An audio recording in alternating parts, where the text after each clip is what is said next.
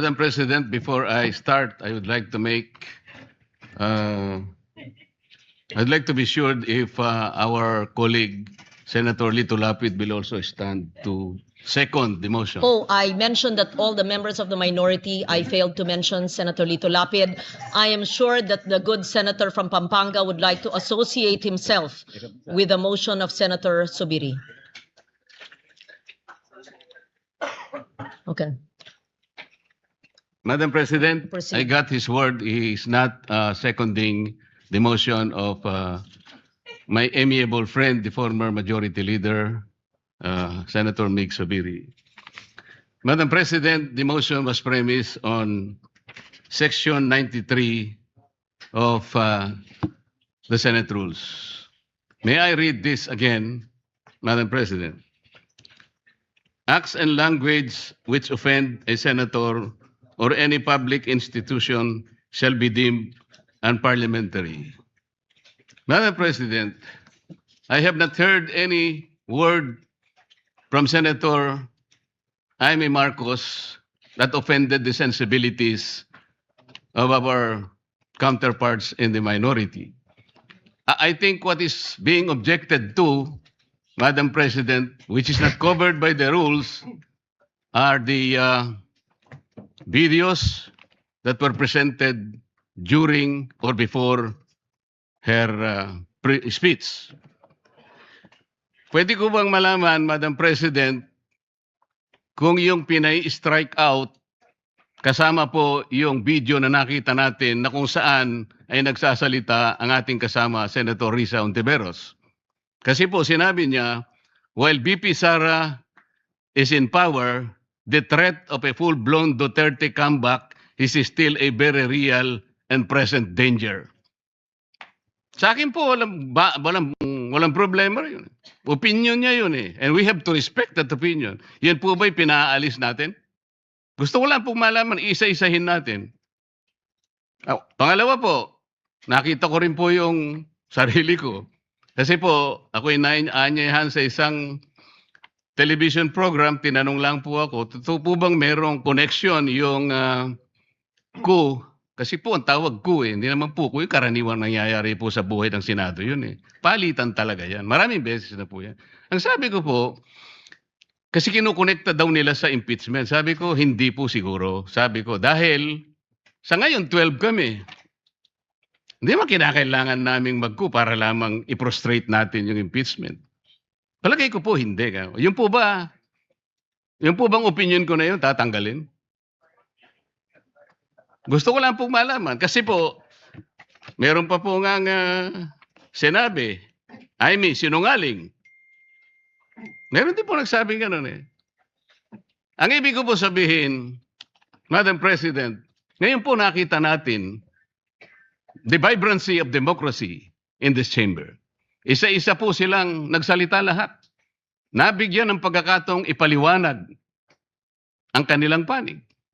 Hindi po ba maganda ngayon na nakita ng taong bayan, nagamit nga lang po yung kanyang presentation. Pero naging daan para mapakinggan ng buong mamamayan. At sila na po ang final arbiter, Madam President. Ako nga po eh. Ako nga po. Kailan lang nag-privilege speech ang isa sa atin dito.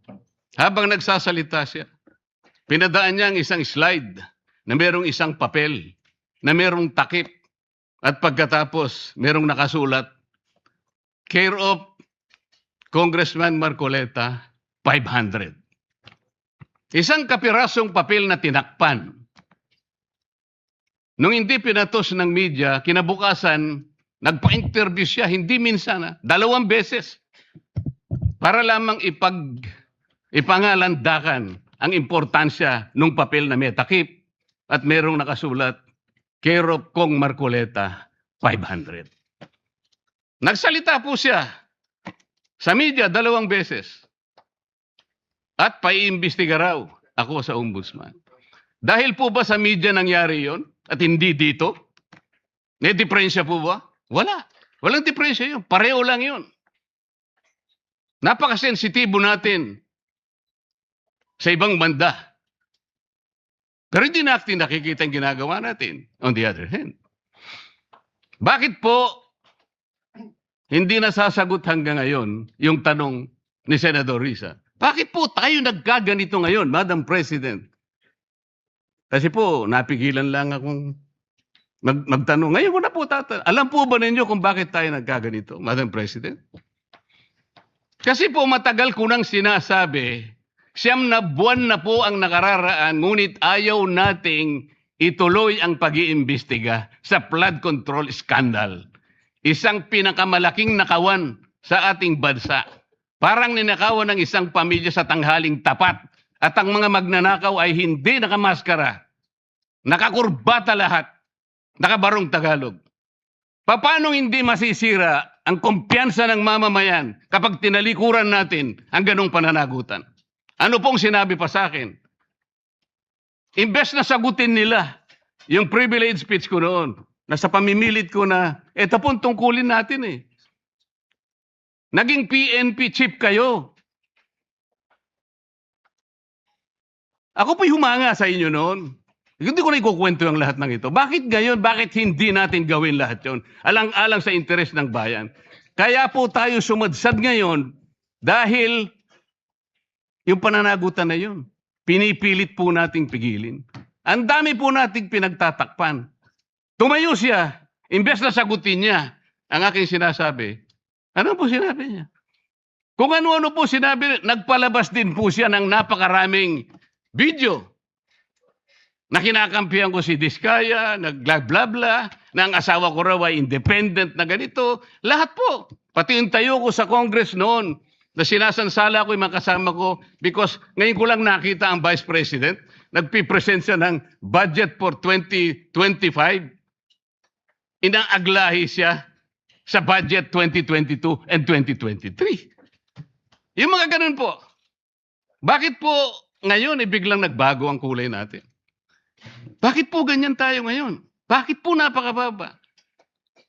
Siguro po, kung may pagkakataon tayo, maring bukas o kang makalawa, makikita po ninyo yung complete video yung nangyari nung Lunes, May 11, 2026.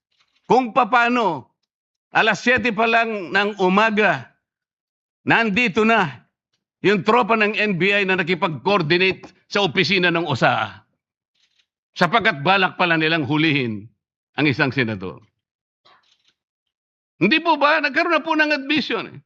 Tinanong ko pa nga yung ating former SP kung nakita niya yung warrant of arrest. Pinakita ba sa'yo? Sabi naman niya, hindi. Naniwala po ako ron. Ngunit bakit sinabi niya, kung mag-coordinate kayo sa USAA. Alam po ba niyo, Madam President, kung ako po ang Senate President, kaya ko lang naman ginagawang halimbawa ito, Madam President, dahil hindi naman po ako magiging Senate President. Kung ako lang, hindi ko papayagan yon, Madam President. Bakit po? Respeto na lang sa premises ng institusyon na ito. Gawin niyo ang gusto niyong gawin. Huwag dito. Nakikiusap ako, utang na loob. Huwag dito. I will do that. Pero ano po nangyari? And the rest is history. Hinabol po ng hinabol, kamuntik na pong nahulog sa hagdanan ng Senator Bato. Ganun po ba ang pagtrato sa isang senador? Sinasagot ko po yung tanong, bakit po tayo nagkaganito? Isipin po ninyo, bakit hindi kayo magsimula doon? Meron po bang isa sa mga minority counterparts natin ngayon, Madam President? Meron po bang isa na sumama sa akin nung ako'y nagsasalita na parang si John the Baptist, ako na lang ang isang nagsasalita. Ituloy natin ang investigasyon. Meron po ba silang lakas ng loob na samahan ako? Madam President? Wala po.